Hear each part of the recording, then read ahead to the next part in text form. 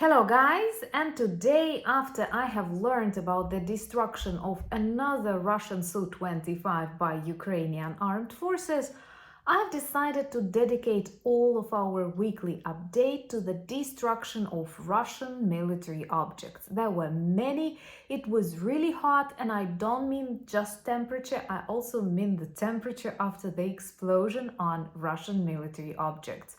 It all started with oil depots in Krasnodar region, continued in Voronezh region with the destruction of a really big ammunition warehouse, continued with Shahed drone storage exploding in Crimea, tambov gunpowder factory, and many more.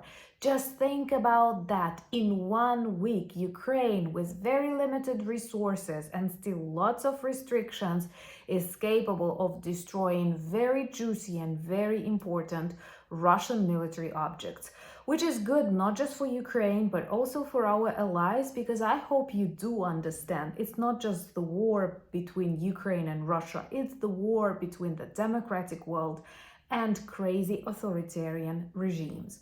So all of the Ukrainian victories are actually the victories of democracy. So let me tell you more, starting with Su-25 destruction and finishing with some explosions in Donetsk region, which also mean soon these territories will return back home.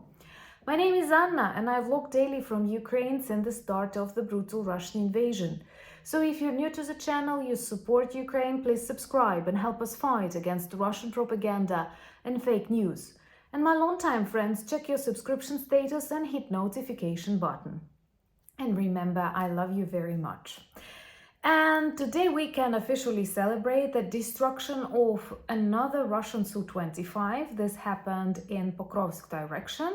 Ukrainian armed forces neutralized this evil jet that caused lots of trouble to Ukrainian troops close to the front lines. And this is huge. And this is also an important message to Russian army. Don't you fly here. So another Su-25 destroyed, and Ukrainian social media often compare some of our soldiers to patriots. I mean like the system's patriots, because they are capable of doing crazy, cool things. And there are many others. With missiles, with drones, and with traditional Ukrainian bravery and resilience, we have destroyed a lot of evil Russian military objects. It's all started with Ukrainian drones setting on fire Krasnodar oil depots. There are many. Krasnodar borders with Ukraine, and lots of its oil depots are actually used to fuel Russian military machines, tanks, jets, all that need oil. And setting on fire their oil depots, first of all, we send beautiful messages to the Russians who support war, but most importantly, we cut down the supply of fuel for these evil machines. What is also good with Ukrainian strategy to target Russian oil refineries and oil depots, we have already stopped their export. And 50% of Russia's export income comes from selling oil. This is huge. And 1/3 of Russian federal budget depends on oil sales.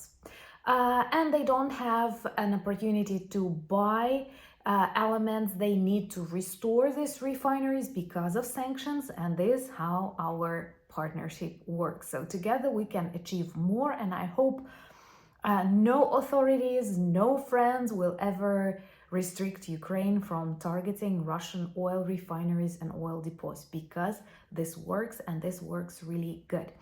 If you want to see more of Russia on fire and to witness Ukrainian victory, remember to subscribe. This is the easiest way to demonstrate your solidarity with Ukraine and all the democratic world, and help us spread more information. This is very important. So in Krasnodar, there were lots of depots on fire, but we have managed to neutralize a huge 9,000 square meters warehouse in Voronezh, full of missiles, artillery shells, and different kinds of missiles actually. And what I love, this Voronezh warehouse. Sometimes I pronounce this as warhouse, but this is actually a play of words, but at the same time quite meaningful. So this huge ammunition storage is still detonating. I love it because this means it was really big, and after a tiny, sometimes very inexpensive drone targets something in it, it continues exploding. And I think we have destroyed lots of evil instruments that Russia targets against Ukraine. Also, we have burnt lots of their evil money because that is expensive. And once again, we've sent a beautiful message to the people of Russia who continue supporting this war. By the way, I was not surprised to learn that the majority of Russians right now think that it would be legitimate to target Ukraine with nuclear weapons. So those of you who are looking for good Russians, remember it's a very difficult task. You won't find many. And tambov, gunpowder or explosive powder, I don't know what's the correct version, let me know in the comments below. But anyway, they produce explosive powders on Tambov factory, but not anymore because we've managed to paralyze it for a very long period of time with many and many explosions. And I do love it how in Ukrainian media we say serious detonation happened on a particular blah blah blah location, and we promise more detonation events will take place in Russia. You know, Russians love to pretend that nothing major is happening. It's just like 5-6 Russian regions that have already turned into a war zone, but everything goes according to a plan. So anyway, in Tambov, this is an explosive powder factory. It was targeted a year ago. They managed to reconstruct it in a year or something, and now they will need 1 more year to reconstruct it. Once again, what I love that both Krasnodar oil depots, Voronezh warehouse with lots of like missiles and artillery shells, and Tambov gunpowder factory, it's not just one explosion. These are series of meaningful, very meaningful explosions and detonations. The more to come, because be careful what you are wishing for. Russians want war, they will get it. Those are very kind, my viewers and friends of the community. Somehow you don't want this to happen in Russia, but this is impossible. If you think about any war, it's quite normal for it to return back home. That's why actually people should protect peace, follow international agreements, and try not to attack their neighbors, because otherwise they can suffer more than even their neighbors. I love it that Crimea is getting back home.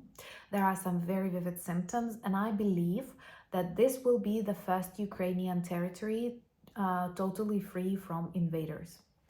And this will mean a lot, because we may say officially that this war started with the annexation of Crimea and very weak reaction on the side of our partners and Ukraine.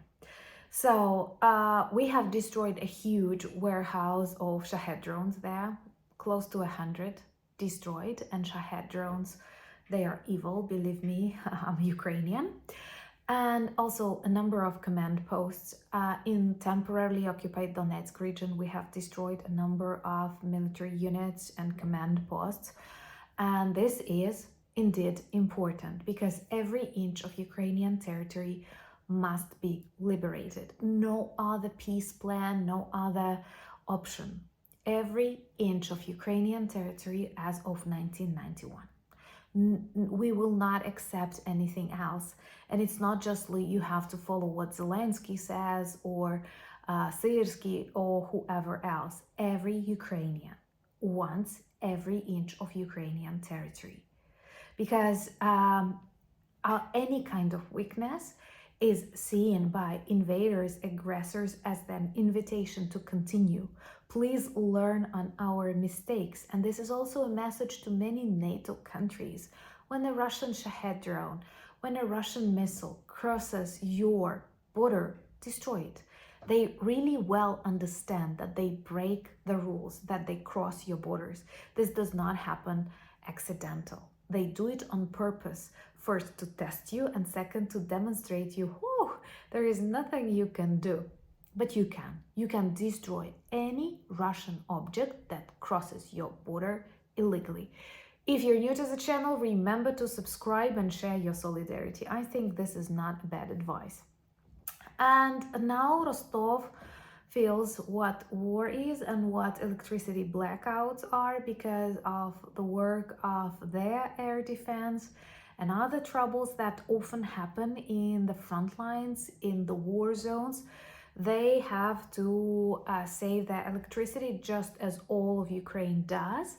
And they have planned blackouts, and there are huge reactions online when people are angry. They cannot use air conditioners and other stuff. Oh my God, we live in this full-scale war with real destructions of our cafes, schools and hospitals, and people in Rostov are irritated. They cannot use air conditioners. But even when they are super angry and super irritated in Russia, they never protest. So we have to accept that, we have to understand that. I greatly doubt that any serious riots, any serious movements can come out from Russia. It may happen in other republics temporarily occupied by the Russian Federation, but not Moscow, not St. Petersburg. Unfortunately, I do not believe this is possible. If you think different, please let me know in the comments below. Do you, actually, that would be interesting for me to know. Do you think it is possible that at a certain moment of time, Russians can start protesting? And if so, what can be the reason? I would love to read your opinion in the comments below.